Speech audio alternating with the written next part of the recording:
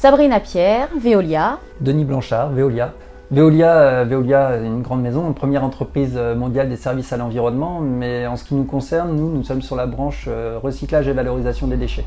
Engagé, solidaire, durable. Donc, si je devais recommander les saveurs détonnantes à des contacts ou un réseau des partenaires, ce que d'ailleurs j'ai fait, j'en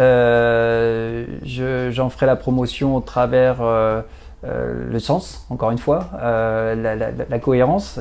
Moi, je crois vraiment à l'intérêt et au bénéfice de promouvoir des systèmes circulaires, d'économie courte. Et dans ces périodes où on fait valoir beaucoup l'intérêt de la solidarité, je trouve que c'est une manière concrète de traduire et de ne pas en rester à des mots, quoi. Là, on est dans du concret, on fait un acte citoyen quasiment dans notre manière de consommer, en consommant des produits locaux. Et en plus, l'organisation des saveurs détonnantes est alignée par rapport à ça. C'est-à-dire qu'on sent une organisation qui est attachée à ces valeurs-là et qui, dans la manière de fonctionner, reflète ces valeurs-là.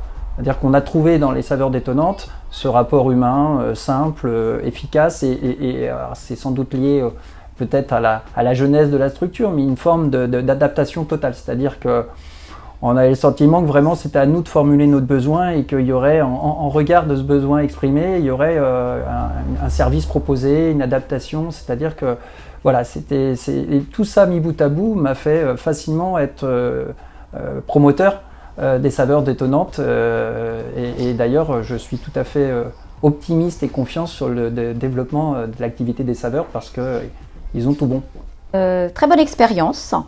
Autant sur la préparation pour la mise en place que les retours que nous avons eus après des salariés.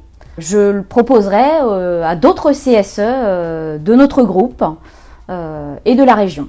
Ouais, et puis moi je voyais bien dans ces périodes où c'était pas facile, nous économiquement on a continué à tourner parce qu'on est sur une activité qui a, même si elle a été impactée par la crise sanitaire, les déchets ils ont continué à être produits. Alors de manière peut-être un peu différente, la solidarité dont on parlait, c'était de dire une boîte comme Veolia qui dans ces moments-là arrive à dépasser peut-être plus facilement que les petites boîtes, c'est une forme d'achat solidaire aussi par rapport au tissu industriel local.